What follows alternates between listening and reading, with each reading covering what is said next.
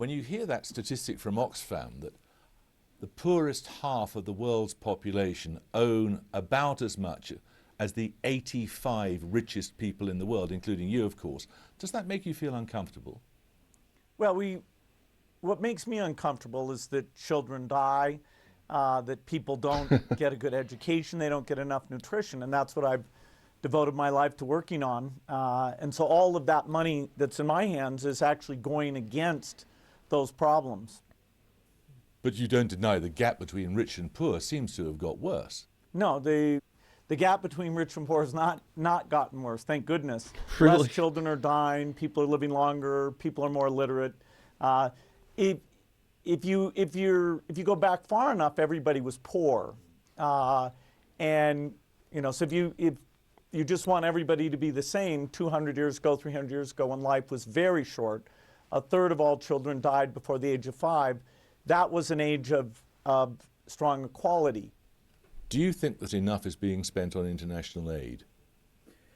I'd like to see that increased, particularly the programs where you're buying malaria bed nets and you're preventing deaths there, you're buying vitamin A, you're buying AIDS drugs, you're inventing new seeds that are more productive, getting those out, educating farmers how to use those things.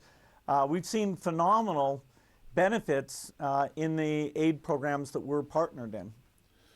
You're a notable philanthropist, of course, but much of this aid is government aid. Why is it the business of taxpayers in the United States or in Britain or anywhere else in Europe or anywhere else in the world to spend money on poorer people in poorer countries? Well, you have to decide, do the lives, say in Africa, have any value or not? Do we as we see them starving, not having enough nutrition, not having access to vaccines, having disease there that more money is spent on solving baldness than spent on a disease that kills 1 million children. Does that bother us or not? Are we willing to take, in the case of the UK, less than 2% of all government spending and have it go towards the very poorest, which in fact is very generous?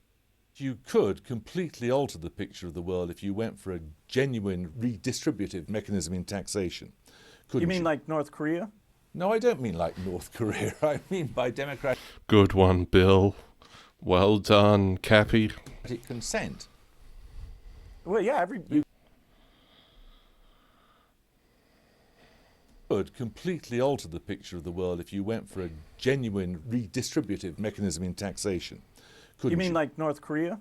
No, I don't mean like North Korea. I mean by democratic consent. Well, yeah, you could do that. You could adopt. Yeah, we have many democracies. They all have different taxation policies. The Nordic countries have certain taxation the best policies. ones. The UK has different ones. I'm not an expert on any but the US. Would you favor in the US a higher rate of personal taxation? Yes. To what level? That's fairly complicated to pick an exact level, but I've been a big proponent of the estate tax, and I do believe that income on capital, we could tax that a bit higher. And when you saw the results of the Senate investigation into Microsoft's tax affairs and the allegation that about $4 million worth of taxes a day wasn't being paid because of the way that Microsoft managed their affairs, what did you think?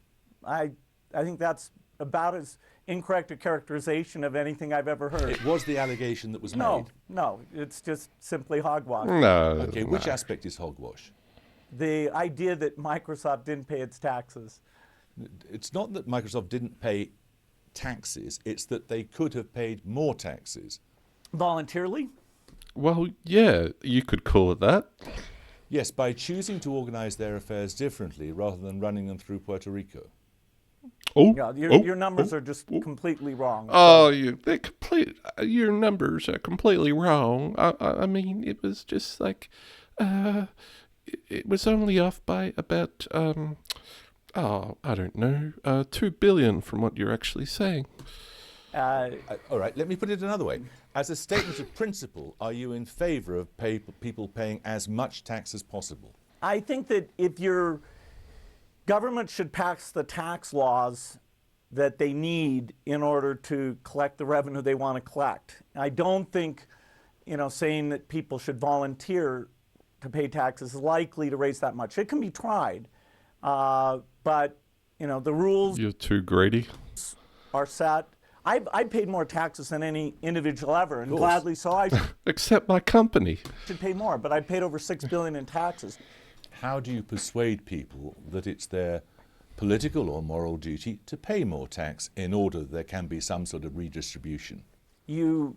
You make sure that they follow the law and pay their taxes. If they don't, you put them in jail. It seems to work. Law. except all the big tech companies, right? Bill Gates, thank you very much. I will have you killed.